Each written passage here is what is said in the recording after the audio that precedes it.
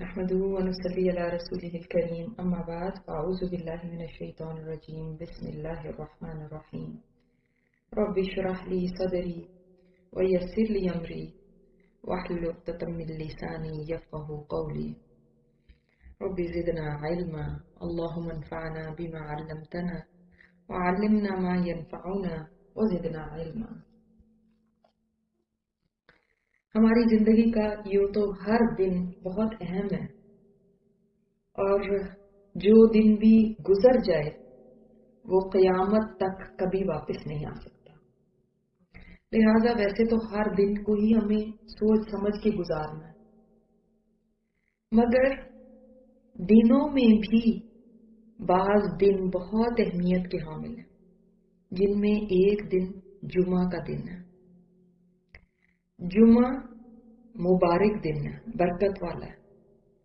اس کی فضیلت کا اندازہ آپ اس بات سے کر سکتے ہیں کہ مسلم کی حدیث ہے، آپ صلی اللہ علیہ وسلم نے فرمایا سب سے بہترین دن یعنی بیسٹ ڈے جب سورج طلوع ہوتا ہے وہ جمعہ کا دن ہے.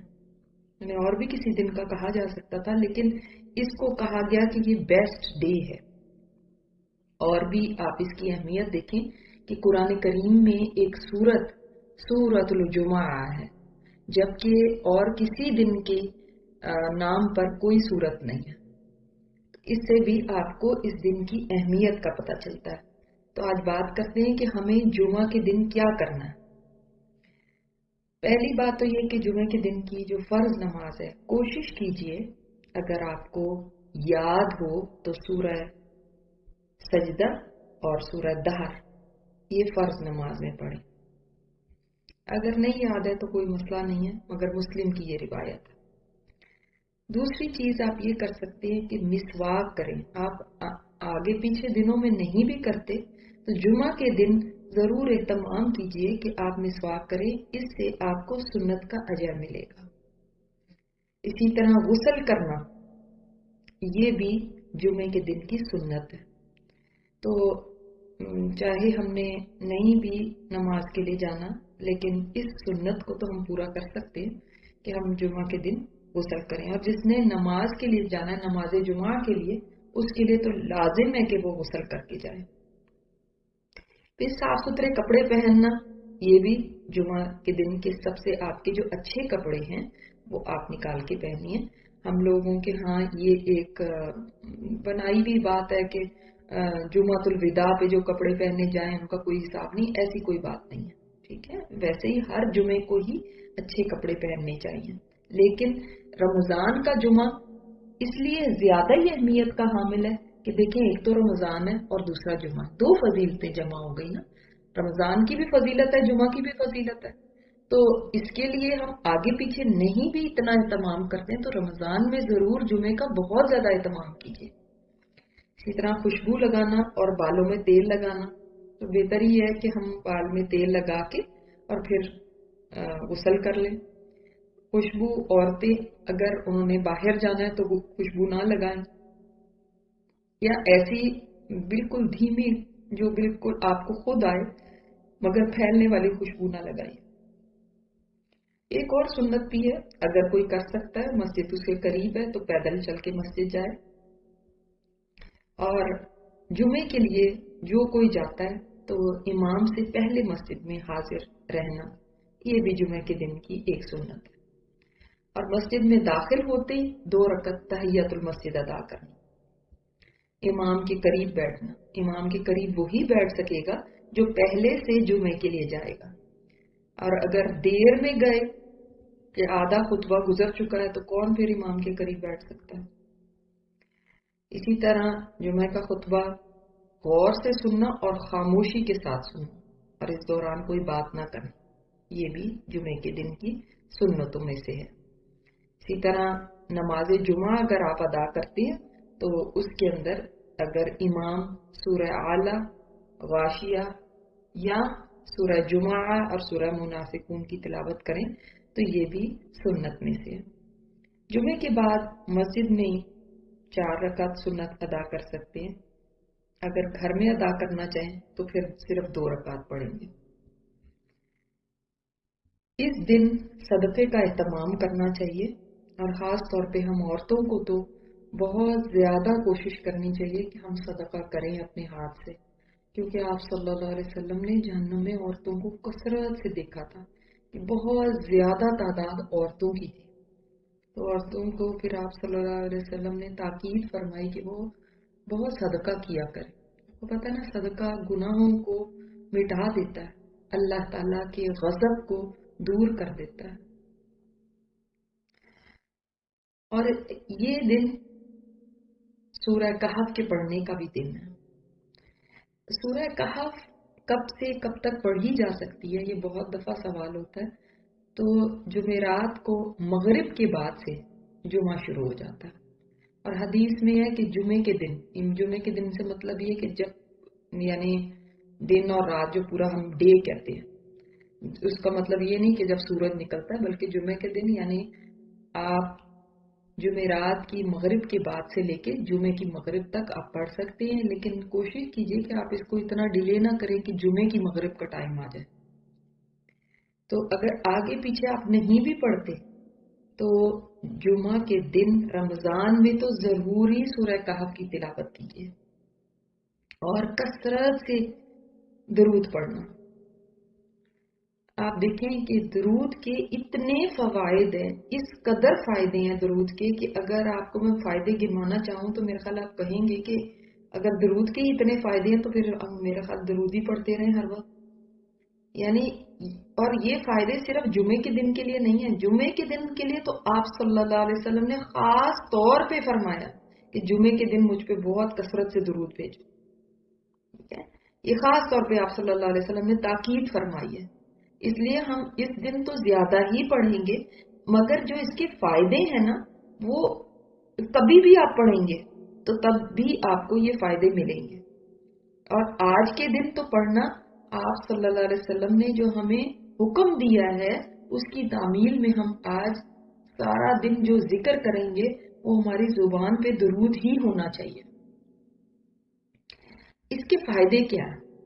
सबसे पहले तो यही कि अल्लाह ताला ने हुक्म दिया सूरह अज़ाब में कि दरूद भेजो आप सल्लल्लाहु अलैहि वसल्लम पर, तो अल्लाह और उसके फरिश्ते भी दरूद भेजते हैं, तो अल्लाह ताला के हुक्म की तामील हो गई।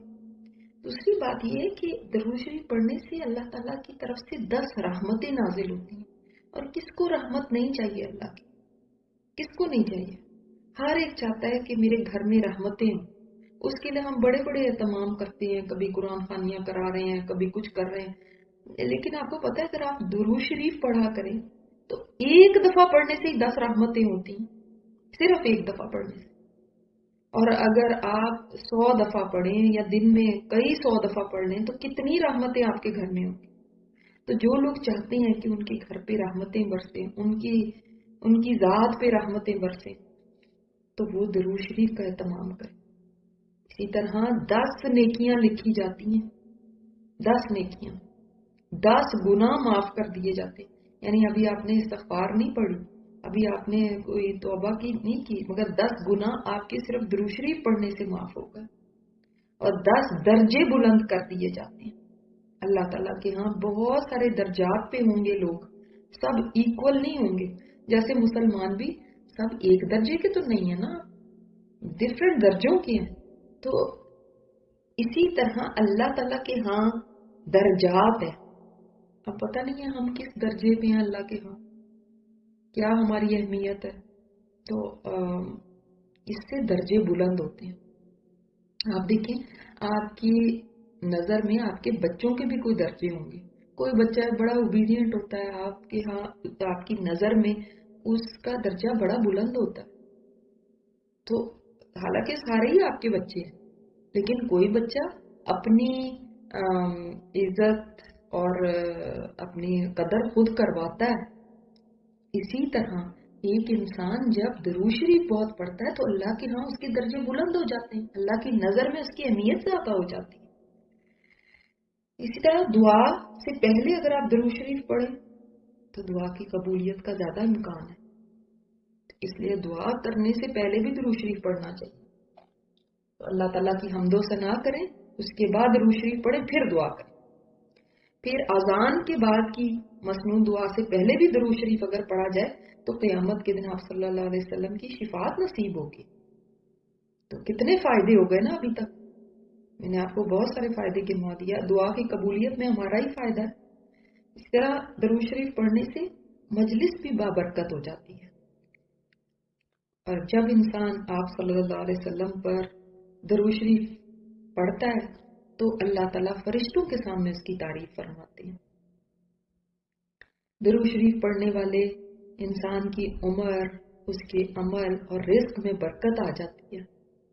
تو ہم سب چاہتے ہیں کہ ہمیں برکتیں بھی حاصل ہوں، رزق میں برکت ہو، ہمارے عمل میں برکت ہو، ہماری زندگیوں میں برکت ہو. تو درود شریف پڑھنے سے یہ سب کام ہو جاتے ہیں. اسی طرح درود شریف کے ذریعے نبی صلی اللہ علیہ وسلم سے آپ اپنی محبت کا اظہار کرتے ہیں. ظاہر ہے جس کو جتنی محبت ہوگی تو درود شریف ایک دعا ہے اصل میں.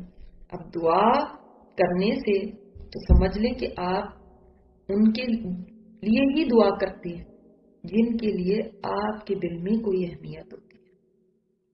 پھر آپ دیکھیں گے درود شریف پڑھنے سے دل کو تر و تازگی ملتی ہے. اسی لیے جن لوگوں کو کوئی ڈپریشن یا ایسے ہوتا ہے درود شریف بہت پڑھا کریں.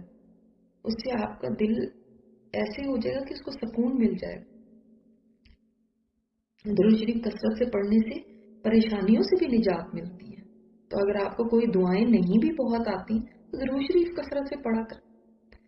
اسی طرح آپ صلی اللہ علیہ وسلم نے فرمایا کہ جو مجھ پہ کثرت سے درود بھیجتا ہے قیامت کے دن وہ سب سے زیادہ میرے قریب ہوگا. تو کون نہیں چاہے گا کہ اس دن آپ صلی اللہ علیہ وسلم کے قریب ہوں.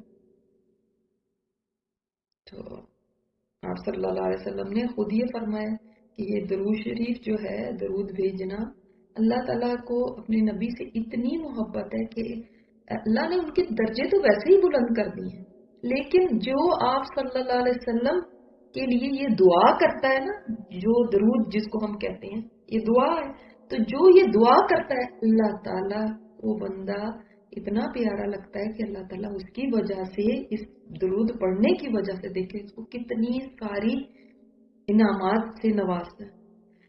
اور آپ صلی اللہ علیہ وسلم نے جو فرمایا کہ یہ سارے دکھوں اور غموں کے لیے کافی ہے. یعنی اگر آپ انڈیویجول دعا کریں کہ اللہ مجھے لیے یہ کر دے، یہ میرا غم دور کر دے، یہ میری پریشانی دور کر دے، آپ درود شریف پڑھیں گے نا تو وہی کافی ہو جائے گا اور تیری گناہوں کی بخشش کا باعث ہے. تو اب آپ دیکھیں کہ آپ کے گناہوں کی بخشش ہوتی جا رہی ہے. جب آپ درود پڑھ رہے ہیں تو آپ کے گناہ بخشے جا رہے ہیں. اس لیے درود شریف دیکھیں کتنا آسان ہے نا پڑھنا. تو اس میں سستی نہ کریں. اسی طرح 10 دفعہ صبح اور 10 دفعہ شام تو ایوری ڈے ہی پڑھنا. اس سے کیا فائدہ ہوگا کہ آپ صلی اللہ علیہ وسلم قیامت کے دن اس شخص کی سفارش کریں گے جس نے صبح 10 دفعہ درود شریف پڑھا، شام کو بھی. تو صبح شام کی اپنی دعاؤں میں یہ معمولی بنا لیں کہ میں نے درود شریف پڑھنا. اللہ تعالیٰ ہمیں اس کی توفیق دے، کیونکہ یہ شیطان ہمیں ایسا بھلوا دیتا ہے کہ آسان آسان نیکیاں بھی ہم سے نہیں کی جاتی. تو آج ہم جو درود پڑھیں گے آسان ہے وہ، اور اس میں درود ابراہیمی بھی آپ پڑھ سکتے ہیں جو ہم نماز میں پڑھتے ہیں، مگر یہ درود بھی چونکہ مختصر ہے اس لیے آپ کو بتا رہے ہیں، اور یہ بھی سنت سے ثابت ہے. اور آپ صلی اللہ علیہ وسلم نے یعنی ہمیں خود سکھایا ہے درود بھی کہ اللہم صلی وسلم علی نبینا محمد، اللہم صلی وسلم علی نبینا محمد، کہ اللہ آپ صلی اللہ علیہ وسلم پر رحمت اور سلامتی بھیج. اور اگر آپ میں سے کوئی زیادہ پڑھے کوئی کم پڑھے گا. تو جانتے ہیں نبی علیہ الصلوۃ والسلام نے فرمایا قیامت کے دن وہ آدمی زیادہ بڑے درجے پر ہوگا جس نے زیادہ درود بھیجا ہوگا. سمجھے؟ زیادہ درود بھیجیں گے زیادہ بڑے درجے پہ ہوں گے. اور یہ بھی ہمیں پتہ چلتا ہے کہ آپ صلی اللہ علیہ وسلم نے فرمایا جب کوئی مسلمان مجھ پہ درود بھیجتا ہے اس وقت تک فرشتے اس کے لیے دعائے رحمت کرتے رہتے ہیں. اب جو چاہے کم پڑھے اور جو چاہے زیادہ پڑھے، یہ ابن ماجہ کی روایت ہے. یعنی اگر آپ چاہتے ہیں نا کہ میرے لیے کوئی دعا کرے، آپ لوگوں کو ریکویسٹ کرتے ہیں جی ہاں آپ میرے لیے دعا کیجیے گا، دعاؤں میں یاد رکھیے گا، کتنا ہم کہتے ہیں نا. आप सोचें कि फरिश्ते मेरे और आपके लिए दुआए रहमत करें, ये कैसे पॉसिबल है कि हम दरूद भेजते जाएं, वो हमारे लिए दुआए रहमत करते जाएंगे। और ये भी आप सल्लल्लाहु अलैहि वसल्लम की हदीस है कि फरमाया जब कोई शख्स मुझ पे दरूद भेजता है तो मैं उसका जवाब देता हूँ। आप सल्लल्लाहु अलैहि वसल्लम पे ये दरूद पेश किया जाता है। तो इसलिए दरूद शरीफ के इतने फवाइद हैं कि यानी जितने मैंने अभी आपको गिनवाए हैं इससे भी कहीं ज्यादा हदीस में बहुत सारे इसके फवाइद हैं। अब इसके बावजूद अगर हम सुस्ती करें और इसको कोई अहमियत न दें तो किसका नुकसान है। और जुमे के दिन जब आप सल्लल्लाहु अलैहि वसल्लम ने खुद फरमा दिए कि जुमे के दिन मुझ पे दरूद कसरत से भेजो, तो फिर क्या करना चाहिए। फिर देखिए, जुमे के दिन एक घड़ी ऐसी है, एक टाइम ऐसा है, एक यानी बहुत छोटा सा वो टाइम है, वो जैसे कहते हैं ना एक स्लॉट आपको मिला, बस उसके अंदर जिसने भी क्लिक कर दिया उसको इनाम मिल गया या उसको कोई बड़ी चीज मिल गई। तो वो कहते हैं लोग रात रात तक बैठे रहते हैं कि देखो मेरी इसमें हो सकता है बारी आ जाए, मैं मेरा क्लिक यानी गो थ्रू हो जाए, तो कितना उसके लिए कोशिश करते हैं। जुमे के दिन एक घड़ी ऐसी आती है, एक साथ ऐसी आती है कि हदीस है कि उस वक्त जो कोई दुआ मांगेगा वो दुआ कबूल हो जाएगी। अब हमारी कितनी ही दुआएं हैं, वैसे हम बहुत चाहते हैं हाय हमारी दुआएं कबूल हो, लेकिन जो वक्त हमें बताया गया कि ये कबूलियत का वक्त है वो हम मिस कर जाते हैं। अब वो घड़ी कौन सी है, जैसे हमें लैलतुल कदर का नहीं पता कि वो कौन सी है रात, इसी तरह इस घड़ी का भी नहीं बताया गया। हाँ, मगर ये जरूर बताया गया कि वो जुमे के दिन है, और बाज उलमा कहते हैं कि ये इमाम के मिंबर पर बैठने के वक्त से नमाज के खत्म होने तक है। एक और जगह है कि इमाम के खुतबे से फारिग होने से लेकर नमाज के खत्म होने तक, और दूसरी में कि असर के बाद की आखिरी सात है। एक और जगह पे है हजरत अनस फरमाते हैं कि इसको असर से लेके गुरूब आफ्ताब तक तलाश करो। लेकिन हमारे लिए आसानी हो गई ना, अगर हम बहुत ही ज्यादा मेक श्योर करना चाहते हैं तो जुमे के वक्त से लेकर मगरिब तक कर लें, नहीं तो अगर हमसे इतना नहीं होता, देखिए खुद हमारी हाजतें हैं, हमारी जरूरतें हैं, हमारी मुश्किलें हैं, लेकिन फिर भी हम इन घड़ियों को गंवा देते हैं। तो अगर आपसे इतना नहीं होता तो असर के बाद से लेके मगरिब तक दुआओं में अपना वक्त गुजारिए। यानी आज का दिन समझ लें एक तरह का, मैं कह रही हूँ ये इतकाफ तो नहीं होता, लेकिन एक तरह का इतकाफ कर लें। इतकाफ से मतलब वो वाला मसनून इतकाफ नहीं, बल्कि समझ लें कि आप अपने आप को बिठा लें मुसल्ले के पर या बैठ जाएं अपने घर में कहीं पे भी कि मैंने इस वक्त बस दुआएं करनी है, दरूद पढ़ना है, दुआएं करनी है, दरूद पढ़ना है, दुआएं करनी है बस।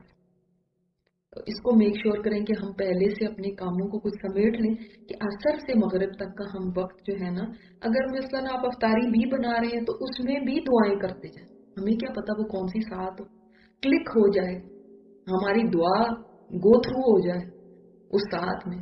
वैसे तो आपको पता है कि इफ्तार के वक्त की गई दुआ वैसे ही कबूल होती है, ये तो अल्लाह का वादा है कि कबूल हो। लेकिन अब कितनी चीजें साथ शामिल हो गई ना, कि एक फजीलत उस वक्त की और एक फजीलत जुमा की, तो ये दो फजीलतें शामिल हो गई कि असर से मगरिब के दरमियान हम कोशिश करें कि हम दुआओं को कसरत से करें। ऐसा कितनी हमारे लिए देखें अफसोस की बात है कि हमारी अपनी हाजतें होती हैं और हमें खुद भी याद नहीं रहता कि हमें क्या चाहिए, हम क्या चाहते हैं। कहते हैं दुआ ही नहीं आती, समझ ही नहीं आती।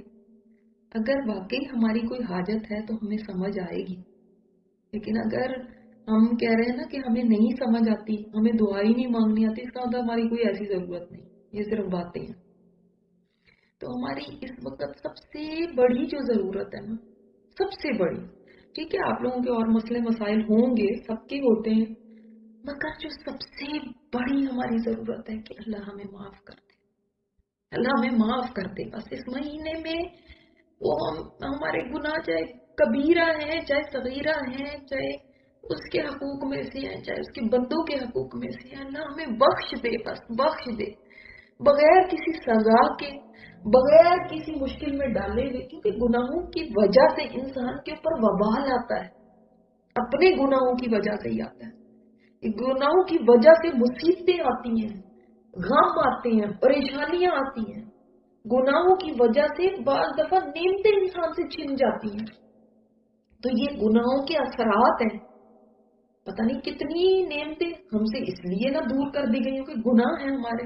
وہ پتہ ہے یہودیوں کے بارے میں قرآن پاک میں آتا ہے اللہ تعالیٰ نے اس لیے ان سے نعمتیں چھین لیں یا چیزوں کو جو حلال تھی ان کے پر حرام کر دی ان کے گناہوں کی وجہ سے. تو کتنی نحوست ہے گناہوں کی.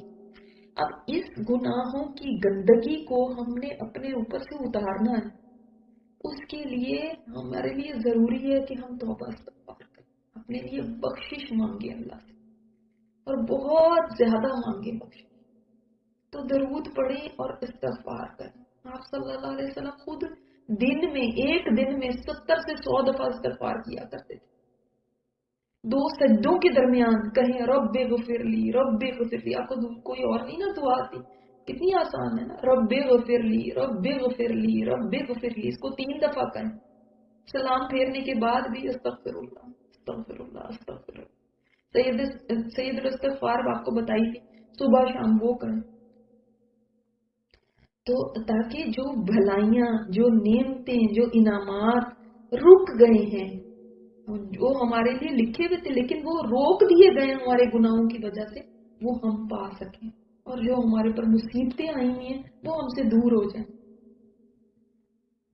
تو بہت سے واقعات ہیں اس میں جو مطلب ریئل لائف کے ہیں. ایک صاحب تھے، ان کو ان کے ساتھیوں نے کوئی سازش کر کے نوکری سے نکلوا دیا. انہوں نے استغفار کا کثرت سے ورد شروع کر دیا. چند دنوں میں ان کی نوکری بحال ہو گئی. اس طرح ایک جوڑا تھا، ان کی اولاد نہیں تھی، تو بہت علاج کرایا مگر کچھ نہیں فائدہ ہوا. تو جب قرآن پاک میں انہوں نے آیت سنی کہ استغفار کرو اللہ تعالیٰ تمہیں خوب مال اور اولاد عطا کرے گا، تو انہوں نے بس استغفار کی کثرت کر دی. اب ان کے 7 بچے ہیں. اسی طرح ایک عورت خامد صبح شام اس کو ذلیل کرتا تھا، گالیاں دیتا تھا. تو ایک دن اس نے بہت مارا اور گھر سے چلا گیا. تو اس نے استغفار شروع کر دی اتنی غمزدہ دل کے ساتھ.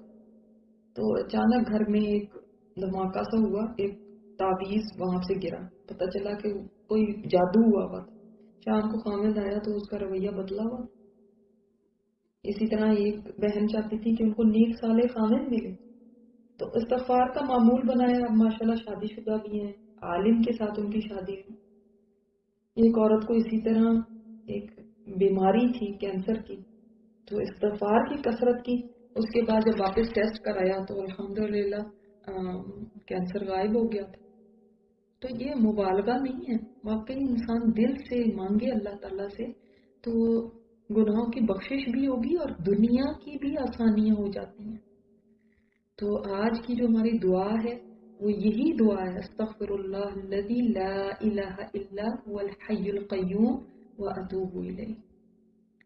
ویسے تو بہت ساری دعائیں ہیں استغفار کی، مگر اس دعا کی اہمیت بہت زیادہ ہے. اس لیے کیونکہ ویسے تو آپ استغفر اللہ استغفر اللہ استغفر اللہ بھی کر سکتے ہیں، لیکن اس میں اللہ تعالیٰ کی عظمت بیان کی گئی ہے. استغفر اللہ الذی لا الہ الا هو الحی القیوم واتوب الیہ. اور ہو سکتا ہے کہ حی اور قیوم اسم اعظم ہو سکتا ہے، ہمیں اسم اعظم کا بھی نہیں پتا، مگر بعض علماء نے کہا یہی اسم اعظم. تو یا حی یا قیوم کر کے دعائیں کریں. اللہ تعالیٰ کے اسماء الحسنی کے ذریعے دعائیں کیجیے، اس سے بھی دعائیں قبول ہوتی ہیں.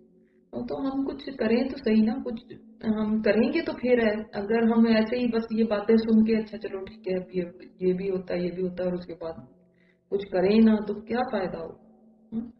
تو اس لیے ان چیزوں کو ہم نے ان کا اہتمام کرنا ہے.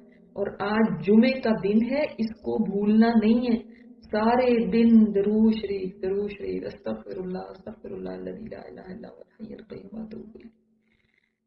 यही दुआएं करते रहना। अगर हमारी बख्शिश हो जाती है तो और क्या चाहिए। जिसकी बख्शिश हो गई वो कामयाब है इस महीने में, और जिसकी बख्शिश ना हुई, रहमतों के महीने में भी जिसकी बख्शिश ना हुई, तो फिर वो कहाँ का रह जाएगा, खसारा है उसके लिए। तो अपनी बख्शिश के लिए दुआएं कीजिए, अल्लाह को दिखाइए अपनी तड़प कि अल्लाह मैं चाहती हूँ तू मुझे माफ कर दे, अल्लाह मैं चाहती हूँ तू मुझे माफ कर दे। आप कोई भी जुबान बोलते उसमें ही माफी मांग ले, अल्लाह तू मुझे बख्श दे बस। जिसको अल्लाह ने बख्श दिया तो फिर जाहिर है गुनाह ही है जिनकी वजह से इंसान जहन्नुम का ईंधन बनेगा, और गुनाह साफ हो गए तो फिर क्या, फिर जहन्नुम का क्या डर, फिर तो इंसान के लिए जन्नत है।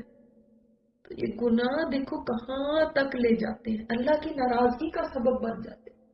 अल्लाह ताला मुंह मोड़ लेता है, अल्लाह उससे खफा हो जाता है। तो अपने रब को खफा नहीं करना, जहां से सब कुछ मिलना है वो खफा हो गया तो हम जाएंगे कहाँ। तो इसको इस्तग़फ़ार को बहुत आज लाज़िम पकड़े, हो सकता है हमें वो साथ मिल जाए जिसमें हम सबकी बख्शिश हो जाए। अल्लाह ताला हम सबको बख्श दे। अल्लाह ताला इस जुमे के दिन से हमें बेहतरीन फायदा उठाने की तौफीक दे। अल्हम्दुलिल्लाह अल्लाह ने ये दिन दिखाया है, पहला जुमा रमजान का। अल्लाह ताला इसको हमारे लिए बहुत बरकतों वाला बना दे। सुब्हानकल्लाहुम्मा व बिहम्दिका नशहदु अल्ला इलाहा इल्ला अंता नस्तगफिरुका व नतूबु इलैक। अस्सलामु अलैकुम व रहमतुल्लाहि व बरकातुहू। नहमदुहु व नुसल्ली अला रसूलिहिल करीम, अम्मा बाद, अऊज़ु बिल्लाहि मिनश शैतानिर रजीम, बिस्मिल्लाहिर रहमानिर रहीम।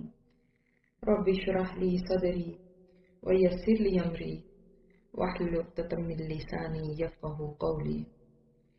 रब्बि ज़िदना इल्मा, अल्लाहुम्मा अन्फ़अना बिमा अल्लमतना व अल्लिमना मा यनफ़अुना व ज़िदना इल्मा। हमारी जिंदगी का यूं तो हर दिन बहुत अहम है, और जो दिन भी गुजर जाए वो क़यामत तक कभी वापस नहीं आ सकता। लिहाजा वैसे तो हर दिन को ही हमें सोच समझ के गुजारना है, मगर दिनों में भी बाज दिन बहुत अहमियत के हामिल हैं, जिनमें एक दिन जुमा का दिन है। जुमा मुबारक दिन है, बरकत वाला है। इसकी फजीलत का अंदाजा आप इस बात से कर सकते हैं कि मुस्लिम की हदीस है, आप सल्लल्लाहु अलैहि वसल्लम ने फरमाया सबसे बेहतरीन दिन यानी बेस्ट डे जब सूरज तुलू होता है वो जुमे का दिन है। यानी और भी किसी दिन का कहा जा सकता था, लेकिन इसको कहा गया कि ये बेस्ट डे है। और भी आप इसकी अहमियत देखें कि कुरान करीम में एक सूरतुल जुमा है, जबकि और किसी दिन के नाम पर कोई सूरत नहीं है। इससे भी आपको इस दिन की अहमियत का पता चलता है। तो आज बात करते हैं कि हमें जुमा के दिन क्या करना है। पहली बात तो ये कि जुमे के दिन की जो फर्ज नमाज है, कोशिश कीजिए अगर आपको याद हो तो सूरह सजदा और सूरह दहर ये फर्ज नमाज में पढ़ें। अगर नहीं याद है तो कोई मसला नहीं है, मगर मुस्लिम की ये रिवायत है। दूसरी चीज आप ये कर सकते हैं कि मिसवाक करें। आप आगे पीछे दिनों में नहीं भी करते तो जुमा के दिन जरूर एहतमाम कीजिए कि आप मिसवाक करें, इससे आपको सुन्नत का अजर मिलेगा। इसी तरह गुस्ल करना ये भी जुमे के दिन की सुन्नत है। तो चाहे हमने नहीं भी नमाज के लिए जाना, लेकिन इस सुन्नत को तो हम पूरा कर सकते हैं कि हम जुमा के दिन गुस्ल करें। और जिसने नमाज के लिए जाना है, नमाज जुमा के लिए, उसके लिए तो लाजिम है कि वो गुस्ल करके जाए। फिर साफ सुथरे कपड़े पहनना, ये भी जुमा के दिन के सबसे आपके जो अच्छे कपड़े हैं वो आप निकाल के पहनिए। हम लोगों के हाँ ये एक बनाई भी बात है कि जुमातुल विदा पे जो कपड़े पहने जाएं उनका कोई हिसाब नहीं, ऐसी कोई बात नहीं है, ٹھیک ہے، ویسے ہی ہر جمعے کو ہی اچھے کپڑے پہننے چاہیے، لیکن رمضان کا جمعہ اس لیے زیادہ ہی اہمیت کا حامل ہے کہ دیکھیں ایک تو رمضان ہے اور دوسرا جمعہ، دو فضیلتیں جمع ہو گئی نا، رمضان کی بھی فضیلت ہے، جمعہ کی بھی فضیلت ہے، تو اس کے لیے ہم آگے پیچھے نہیں بھی اتنا اہتمام کرتے ہیں تو رمضان میں ضرور جمعے کا بہت زیادہ اہتمام کیجیے۔ اسی طرح خوشبو لگانا اور بالوں میں تیل لگانا، تو بہتر ہی ہے کہ ہم بال میں تیل لگا کے اور پھر غسل کر لیں۔ خوشبو عورتیں اگر انہوں نے باہر جانا ہے تو وہ خوشبو نہ لگائیں، یا ایسی بالکل دھیمی جو بالکل آپ کو خود آئے مگر پھیلنے والی خوشبو نہ لگائیں۔ ایک اور سنت بھی ہے، اگر کوئی کر سکتا ہے، مسجد اس کے قریب ہے تو پیدل چل کے مسجد جائے، اور جمعے کے لیے جو کوئی جاتا ہے تو امام سے پہلے مسجد میں حاضر رہنا، یہ بھی جمعے کے دن کی ایک سنت ہے۔ اور مسجد میں داخل ہوتے ہی